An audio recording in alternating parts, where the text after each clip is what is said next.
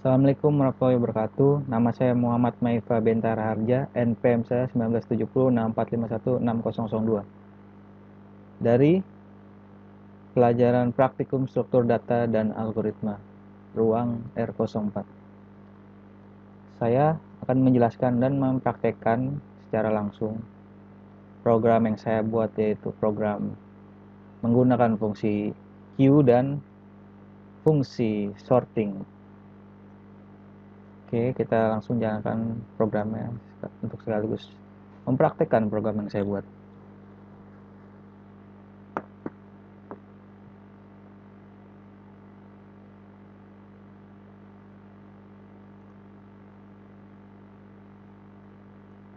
Oke, ini adalah outputnya yang berhasil dikeluarkan. Oke, di sini fungsinya untuk apa? Ini adalah deklarasi untuk kita memanggil library. Jadi misalkan kita menggunakan fungsi ini CP+ untuk menghasilkan input dan output. Kita menggunakan IOStream, misalkan seperti itu. Library itu fungsinya seperti itu ya. Untuk memanggil fungsi-fungsi yang ada di library, kita gunakan ini include. Nah, di sini saya menggunakan variabel data A, B, N, X, Y, I, dan temp untuk menyimpan data sementara. Nah, langsung kita ke fitur pertama, yaitu enqueue. Enqueue dengan stack fungsinya sama-sama untuk membuat antrean, tapi karakternya beda. Jika stack dianalogikan seperti buku yang ditumpuk, data yang pertama masuk akan di paling bawah, dan yang baru masuk atau data yang belakangan masuk, data paling belakang akan tertumpuk di atas. Dan ketika data yang diambil, data yang paling atas akan dikeluarkan terlebih dahulu sebelum mengeluarkan data yang awal tadi. Sedangkan enqueue itu fungsinya kita analogikan seperti kita memesan tiket bioskop, dimana kita masuk, misalkan kita yang paling pertama masuk memesan, dan kita keluar duluan juga. Jadi enqueue itu yang pertama kali masuk terdapat di paling atas.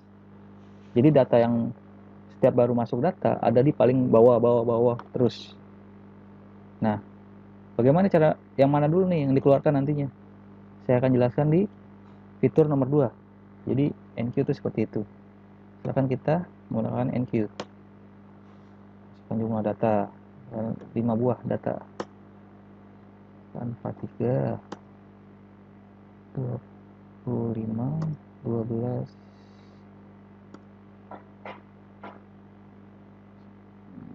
3 2 3. Data sudah tersimpan, berhasil. Nah, coba kita buktikan dulu data sudah tersimpan apa belum. Kita ketik nomor 5, bukan data. Nah, seperti lihat data sudah sesuai ya. Ini adalah data pertama, dan ini adalah data yang baru masuk, dan ini paling bawah ibaratnya. Nah, kita selanjutnya menggunakan fitur 2, yaitu dequeue. Dequeue itu fungsinya untuk mengambil data dari data yang kita simpan pada menu enqueue.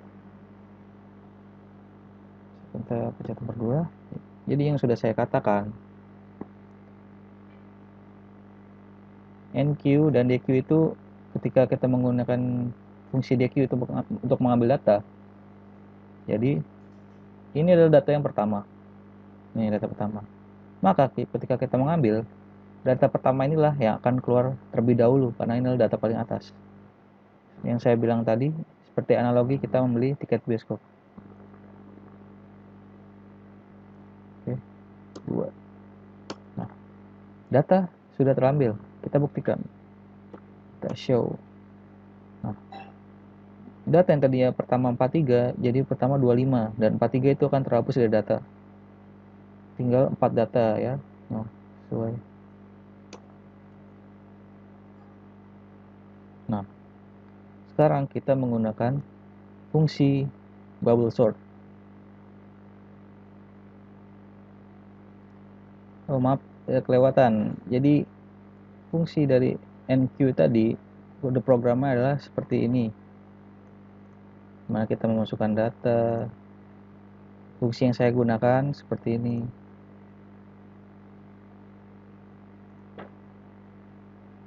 Dan dequeue, untuk mengambil data, saya menggunakan fungsi yang seperti ini.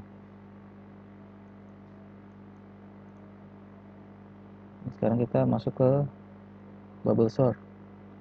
Bubble sort itu kita mengurutkan data. Fungsinya untuk mengurutkan data. Bisa data dari yang terbesar atau dari terkecil sebaliknya. Tapi di sini saya menggunakan mengurutkan, biasanya digunakan untuk mengurutkan data dari terkecil ke terbesar. Data yang saya tadi masukkan itu kan masih mengacak. Nah, fungsi bubble sort ini atau fungsi sort itu adalah untuk mengurutkan. Nah, bubble sort ini adalah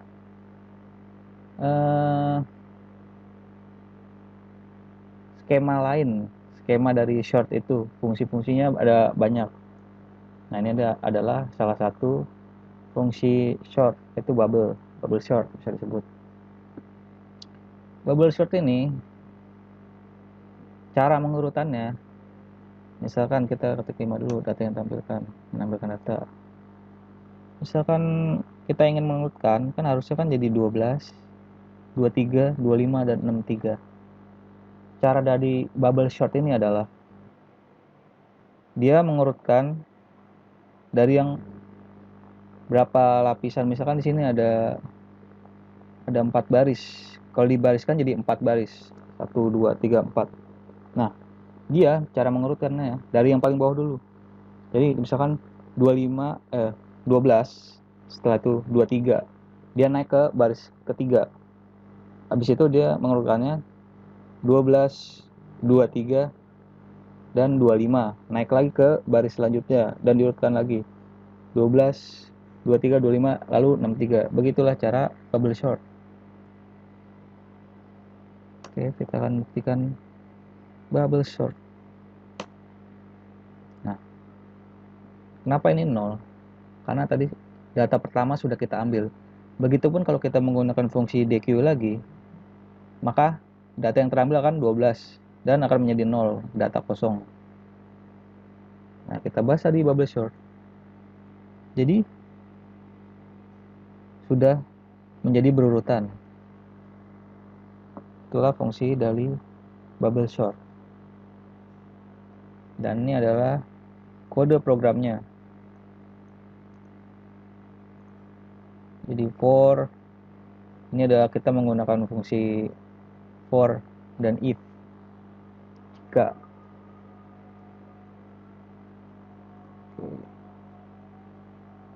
Lalu yang keempat adalah fitur dari insertion sort. Apa itu insertion sort? Jadi kita mengurutkan data, kita analogikan seperti kartu remi. Jika kita mengurutkannya, kita ingin mendapatkan kartu, kita ingin mengurutkannya, kita untuk tentu mengurutkan dari yang terkecil menjadi yang terbesar. Nah, fungsi insertion sort ini kita itu menyisipkan data. Misalkan kita memiliki data yang acak. Nah, cara insertion sort ini untuk mengurutkan data, dia dengan cara menyisipkan. Misalkan 1. Habis 1 tuh berapa yang paling kecil?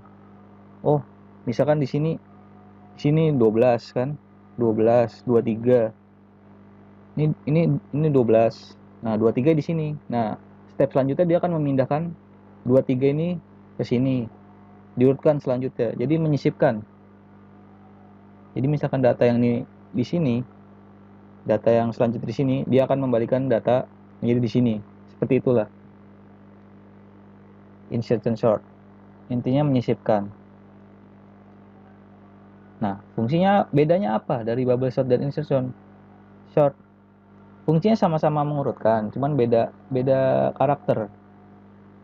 Yang ini bubble sort, fungsinya karakternya yaitu dengan tadi, misalkan di program itu komputer berpikir dengan cara menjadikan baris-baris baru sesuai dengan data yang kita masukkan. Nah, sedangkan insertion sort fungsinya itu menyisipkan, seperti kita punya kartu, menyisipkan kartu setiap kita mendapatkan data yang masuk, seperti itu. Nah, dan ini adalah kode program dari insertion sort, seperti ini. Data yang masuk. Nah, yang kelima itu adalah fungsinya yang tadi, untuk menampilkan data. Show itu menampilkan data. Nah, ini adalah output yang kita buat untuk menampilkan data ini.